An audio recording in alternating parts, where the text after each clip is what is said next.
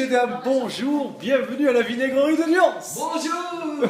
Ah, mes petits twitonos, je vais vous expliquer comment on fait du vinaigre. Rapidos, prestos. Alors, donc on fait ça avec du vin, parce que moi je suis à Nyons et au pays de l'huile d'olive, je trouvais ça intéressant de monter une vinaigrerie.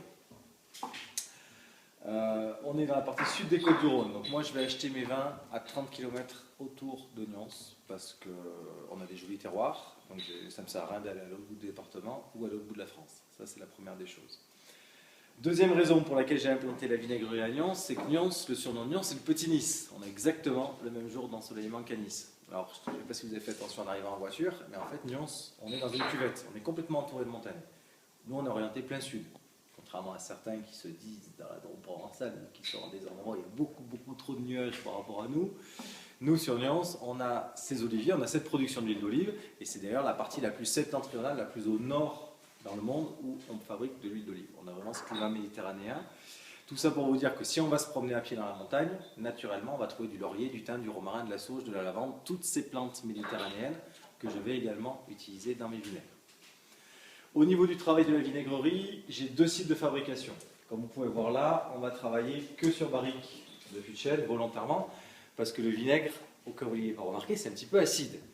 Donc, je n'ai pas envie d'avoir d'interaction entre le métal et le vinaigre. Pour moi, le chêne, c'est noble, c'est alimentaire, pas de souci. Premier chai de fabrication qui est ici, les barriques vont être remplies à mi-hauteur. À mi-hauteur, pourquoi? Tout simplement, c'est là où il y a un maximum de contact entre le liquide et l'air. Il faut beaucoup d'air dans les barriques pour travailler. Et pour travailler correctement, il faut également un contrôle de la température. Donc l'été, et vous l'appréciez en ce moment, je climatise.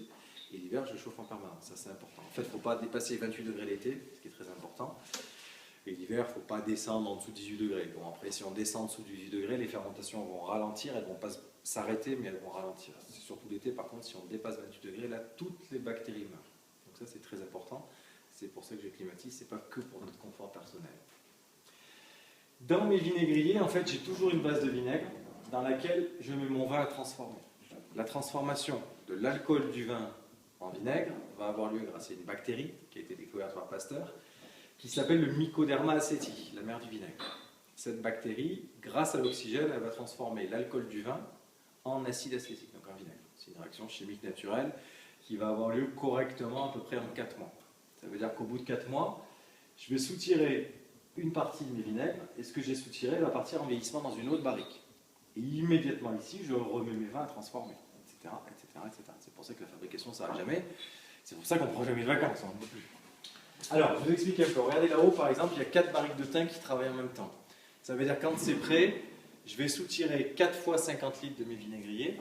Mais 4 fois 50, on est d'accord, Zik, ça fait 450. D'accord.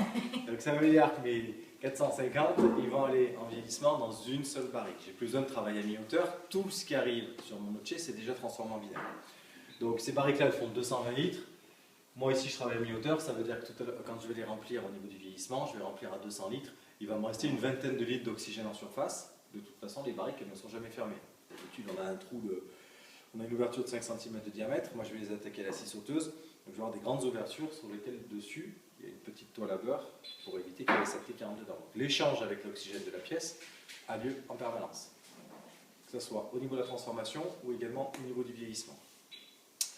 Phase de vieillissement, tout ce qui arrive sur mon eau de chai, c'est déjà transformé en vinaigre. Donc, j'ai plus besoin de contrôler la température. Bien au contraire, à la rigueur, plus il fait chaud, plus j'évapore, plus je concentre aromatiquement. Donc l'été c'est grand ouvert, à la rigueur les barriques elles pourraient même être dehors.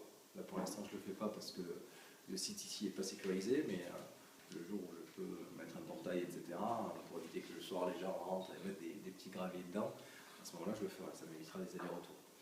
Donc vieillissement minimum maintenant, les vinaigres de vin ils vont être en barrique pendant 3 ans.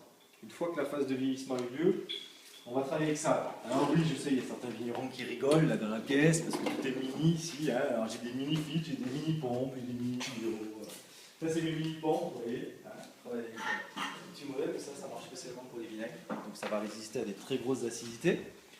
Et ça tout simplement, c'est que moi, j'ai compris, une barrique qui a vieilli, elle va filtrer ici, donc je vais filtrer 200 litres à la fois. Donc on va travailler avec une superficie qui va être de 20 cm au carré. Il va travailler avec 40 cm au carré, mais on ne filtre pas les mêmes volumes. Moi, je vais filtrer 200 litres à la fois. Donc le liquide, pour ceux qui ne connaissent pas, filtre à plaque, le liquide il rentre par là, il sort par là. Vous voyez que les plaques, quand elles sont côte à côte, elles font comme un tuyau. Donc le liquide, il va passer par ces tuyaux, et après il va faire tout ce cheminement, horizontalement et verticalement. Et entre les plaques, c'est là où on met les filtres. Coton alimentaire compressé, 100% naturel. Je précise parce qu'à l'époque, ils travaillaient avec des filtres en amiante.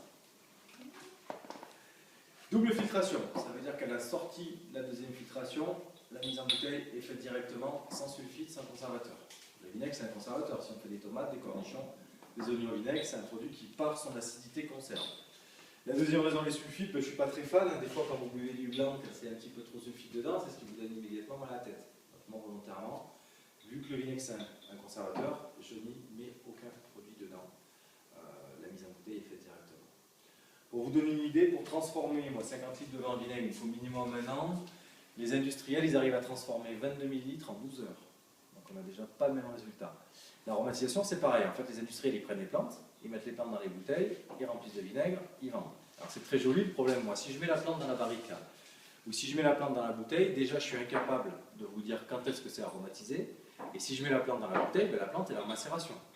C'est exactement pareil comme quand vous faites du thé. Au bout de 5 minutes, votre thé est bon, au bout d'une heure, c'est imbuvable.